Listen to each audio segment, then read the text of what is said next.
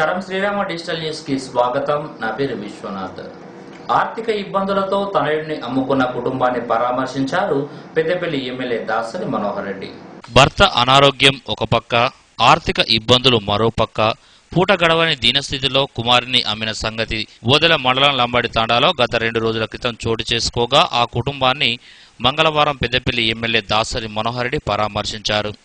ఈ సందర్భంగా గూగులోతు తేజ, కవిత దంపతులను ఎమ్మెల్యే ఓదార్చాడు. తేజ మంచానికి పరిమితమై ఉన్న స్థితిని చూసి చలించిన ఎమ్మెల్యే దాసరి తన వంతుగా 10,000 రూపాయల ఆర్థిక సహాయం అందిస్తానని హామీ ఇచ్చాడు. అలాగే నిరుపేద అయిన తేజ కుటుంబానికి తాత్కాలిక ఇల్లు నిర్మించడానికి భూమి చూపించి ఇల్లు నిర్మించి ఇవ్వాల్సిందిగా తహసీల్దార్ ఉదయ్ కుమార్ ను ఆదేశించారు. తేజ నడుము నొప్పితో మంచానికే పరిమితం అయినందున వెంటనే పింఛన్ అందేలా చర్యలు తీసుకోవాలని ఎంపీడీఓ రవీందర్ ను ఆదేశించారు. నిరుపేద కుటుంబంలో 3 పిల్లల్ని పోషించడం కష్టమవుతుందని తేజ భార్య కవిత ఎమ్మెల్యే కాళ్ల మీద పడగా తన 2 పిల్లలను సంక్షేమ వసతి గృహంలో వారిచే మాట్లాడి తీసుకెళ్లాల్సిందిగా ఆదేశించారు. మా యాళ్ళందరూ కొట్టడానికి వస్తారు, బావాలందరూ నీకే పెట్టి నువ్వే వాళ్ళకే పెడతావు అని అంటారు సార్. నేను చచ్చేపోతా సార్, వాళ్ళకే సాచుకోండి సార్. ఈ 3 పిల్లలకు నేను నిజంగా చచ్చేపోతా సార్. ఎవరైనా ఇంటికాడ ఉంటాను కానీ ఎవరు అన్నం కూడా పెడతలేదు సార్. ఆడుకొని తినే పరిస్థితి, కంట్రోల్ బియ్యం కూడా తినని తెలియదు మా అత్త. కానీ సార్ నేను ఏ పరిష్కారం మీరు చూపించారు సార్. ఈ సందర్భంగా ఆయన మాట్లాడుతూ తేజను హాస్పిటల్ కు చేర్పించి వైద్యం చేయిస్తానని, అలాగే తన కుటుంబాన్ని అన్ని విధాలా ఆదుకుంటానని అన్నారు.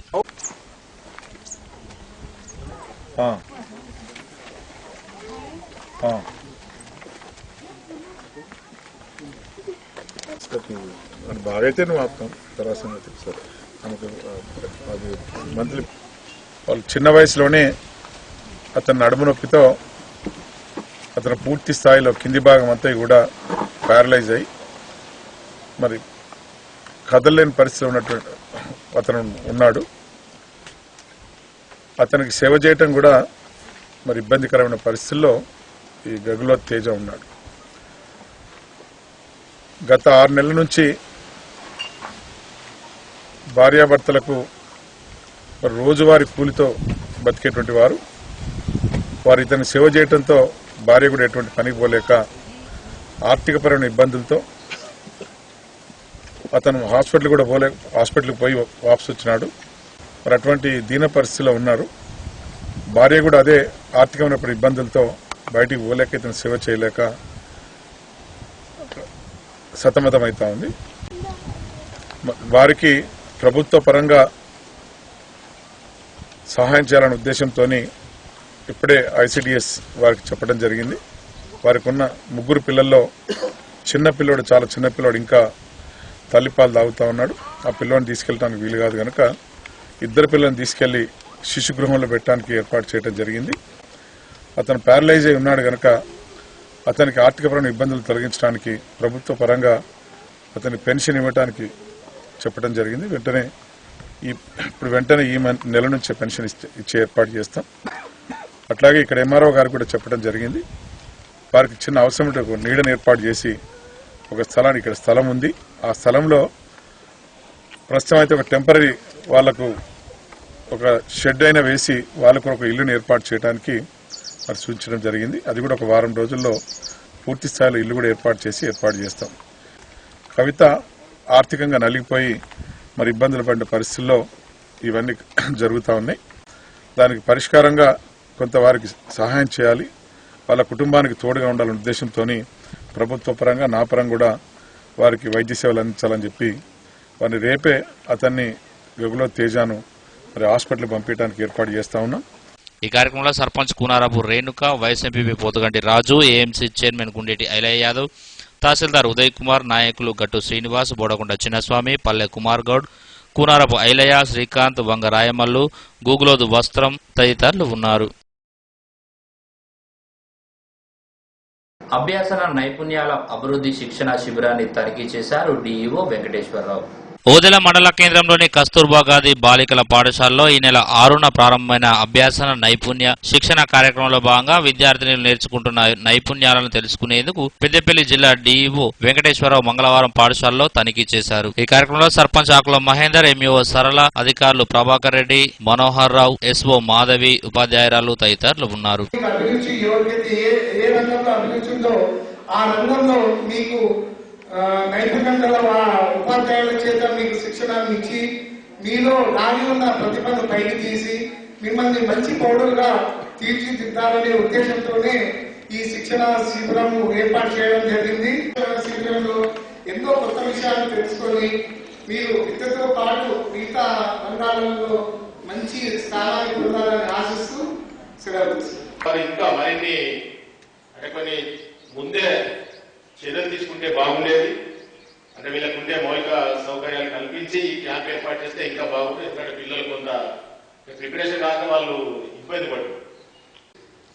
ముందు ముందు ఇలాంటి క్యాంపులు మరిన్ని ఈ స్కూల్లో ఏర్పాటు చేయాలి. దానికి నా వంతుగా ఎప్పుడు విన్నట్టు ఉంటానని ఈ సందర్భంగా హామీస్తూ ఈ విషయాలను నేర్పిస్తే వాళ్ళకు కూడా మీరు తోడ్పడిన వాళ్ళు అవుతారు, వాళ్ళకు కూడా కొన్ని నేర్పించిన వాళ్ళు అవుతారు. ఈ వచ్చిన 15 మంది మీ పాఠశాలకు వెళ్ళి మళ్ళీ అక్కడ ఒక 10 మందికి మీరు నేర్పిస్తే వాళ్ళు కూడా ఈ విషయాలన్నింటినీ నేర్చుకోవడం జరుగుతుంది అనే ఉద్దేశంగానే ఈ కార్యక్రమాలను ఏర్పాటు చేయడం జరిగింది. మామూలుగా మళ్ళీ అదే తంతులాగా రొటీన్ గా పాఠ్యాంశాలే కాకుండా సమగ్రమైన అభివృద్ధి జరగాలి. మీలో ఉన్నటువంటి లోపల ఏమైనా రకరకాల కొంతమంది మంచి డ్రాయింగ్ చేయగలుగుతారు, కొంతమంది చక్కగా పాడగలుగుతారు, కొంతమంది చక్కగా పోరాటం చేయగలుగుతారు. ఇట్లా రకరకాల నైపుణ్యాలు మీ దగ్గర ఉంటాయి. వాటన్నింటినీ ఏర్పరిచినట్లయితే వాళ్ళలో ఒక రకమైనటువంటి నైపుణ్యాలు ఒకరికొకరు షేర్ చేసుకుంటారు.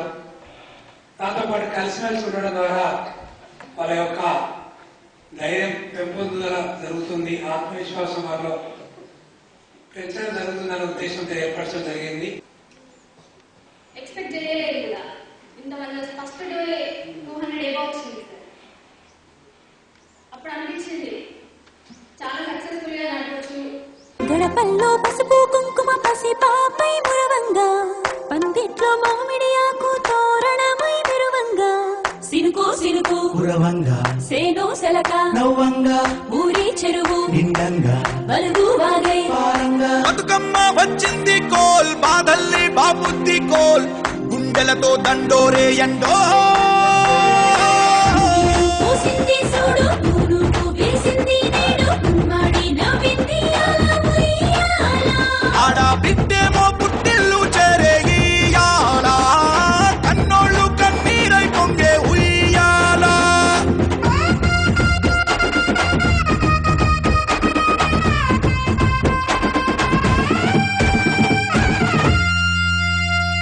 చేతి సంచుల నిండా పూలు గోసుకొచ్చి సేను కాడికెళ్ళి తాతయ్య, సాయబాను కింద బతుకమ్మ పెచ్చే రాగి పల్లెంలోన చెల్లెమ్మ, పల్లె గింజలు ఎంచి చక్కెర పోసి దంచింది రోడ్లు అక్కయ్య, మస్తు పావురంగ సత్తి పిండి చేస్తే వనికెట్టి చేతులతో నానమ్మ. ఓ కొత్త బట్టల కాని పోపు డబ్బాలోని పైసలే తీసిండు ఓ అయ్యా, మనుమరాన్న చేతి మట్టి గాజులకియ్య కళ్ళ గురిగి తులిపే ఓ అవ్వ. బతుకమ్మ అంటేనే బంధాల వంతేనా ఆడబిడ్డ.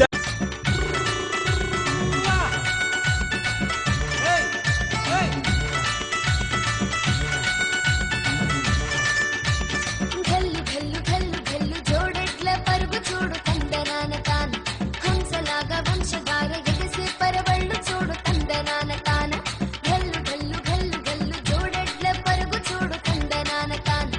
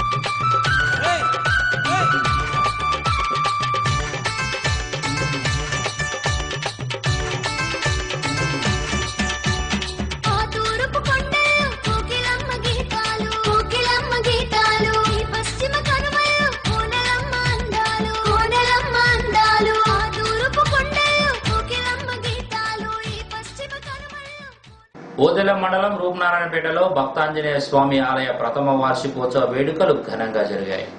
ఓదెల మండలంలోని రూపనారాయణపేట గ్రామంలోని శ్రీ భక్తాంజనేయ స్వామి ఆలయ ప్రథమ వార్షికోత్సవాన్ని ఘనంగా నిర్వహించారు. పెద్దపల్లి మాజీ ఎమ్మెల్యే చింతకుంట విజయరమణారావు ఆధ్వర్యంలో వార్షికోత్సవ వేడుకలను వైభవంగా నిర్వహించారు. ఈ సందర్భంగా ఆలయంలో హోమం, దిష్టి కుంభం, ఆంజనేయ స్వామి, శివునికి అభిషేకాలు మొదలగు కార్యక్రమాలు నిర్వహించారు. అలాగే గ్రామ దేవతలైన మహాలక్ష్మి, భూలక్ష్మి, బొడ్రాయి విగ్రహాలకు అభిషేకం నిర్వహించి ఓడు బియ్యం పోశారు.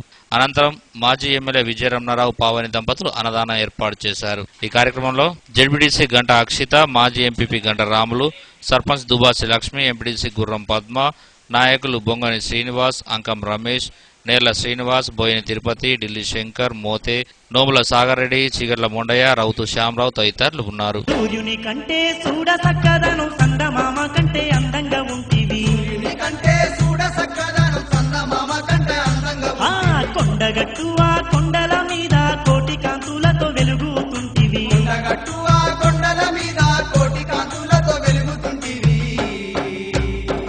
కోటి మైమలెన్నో చూపుతూ ఈ కోటొక్క భక్తుల నేలుతున్నావో, నిన్ను నమ్మిన భక్తులకు తండ్రి వెన్నట్టి ఉండి కాపాడుతున్నావో, కోటి మైమలెన్నో చూపుతూ ఈ కోటొక్క భక్తుల నేలుతున్నావో, నిన్ను నమ్మిన భక్తులకు తండ్రి వెన్నట్టి ఉండి కాపాడుతున్నావో. గనగాన గంటల్లో గనముగా పూజలు వీరాది వీరా అంజన్న నీకు, గనగాన గంటల్లో గనముగా పూజలు వీరాది వీరా అంజన్న నీకు, కొండగట్టు మీద కొండంత మొక్కులు రాజాది రాజా అంజన్న నీకు, కొండగట్టు మీద కొండంత మొక్కులు రాజాది రాజా స్వామి అంజన్న.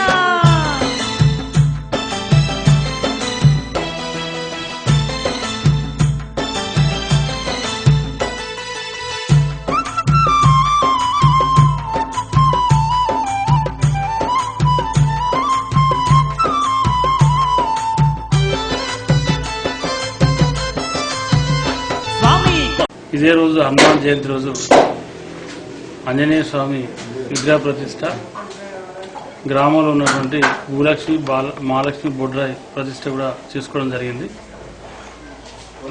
మళ్ళీ సంవత్సరం ఈ రోజు నాడు మొదటి సంవత్సరం వార్షికోత్సవంలో భాగంగా ఈరోజు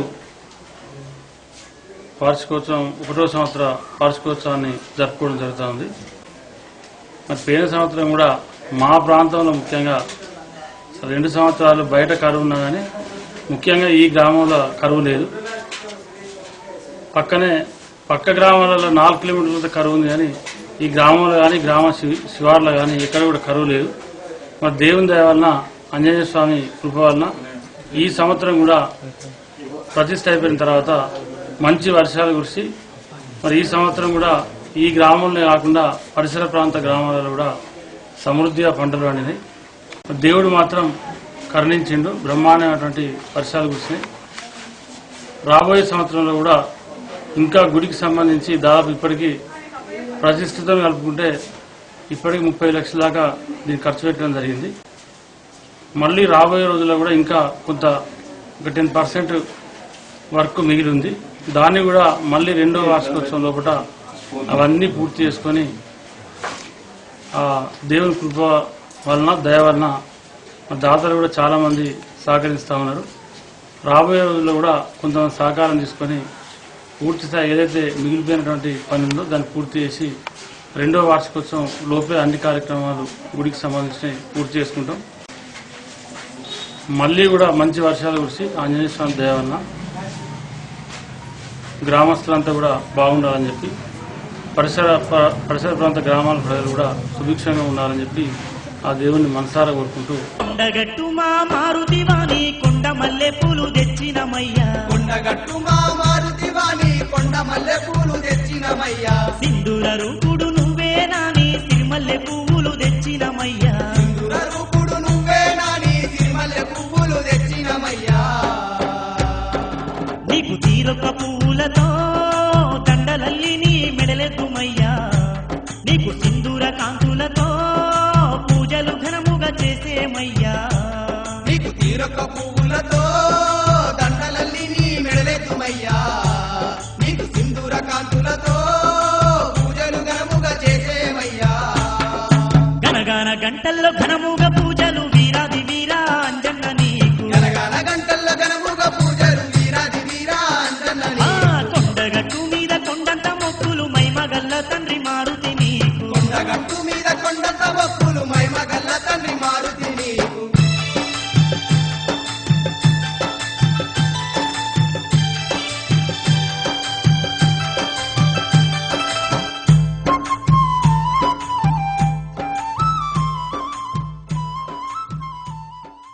మహాత్మా జ్యోతిరావు పూలే జయంతి వేడుకల్ని కాల్వశ్రాంపూర్ మండల పరిషత్ కార్యాలయంలో ఘనంగా జరిగాయి. తహసీల్దార్ కేవై ప్రసాద్ ముఖ్య అతిథిగా హాజరై జ్యోతిరావు పూలే చేసిన సేవలను కొనియాడారు. ఈ కార్యక్రమంలో జడ్పీటీసీ లంక సదయ్య, ఎంపీడీఓ పోలు సురేష్, సర్పంచ్ మాదా సతీష్, పాల రాజేశం, నాయకులు తదితరులు ఉన్నారు. సమాజం లోపల రకరకాల రుగ్మతలు ఉన్నాయి. వీటన్నిటి రూపుమాపాలంటే నా జీవితమే త్యాగం చేయాల్సి ఉన్నదని చెప్పి వారు అప్పటికే వివాహమై ఉన్నందున వారు సంతానం కూడా లేకుండా ఈ దేశంలో ఉన్నటువంటి సాంఘిక దురాచారాలు కావచ్చు, రకరకాల వివక్షలో వారు పోరాడి ఒక మార్గనిర్దేశం, ఒక నవ సమాజం కొరకు, ఒక సమానత్వం కొరకు వారు పాటుపడిన వాళ్ళ మార్గదర్శకం లోపలనే డాక్టర్ బిఆర్ అంబేద్కర్ గారు కూడా ప్రయాణించి మన ఈ దేశం లోపల ఎన్నో సమస్యలకు పరిష్కారం చూపడం జరిగింది.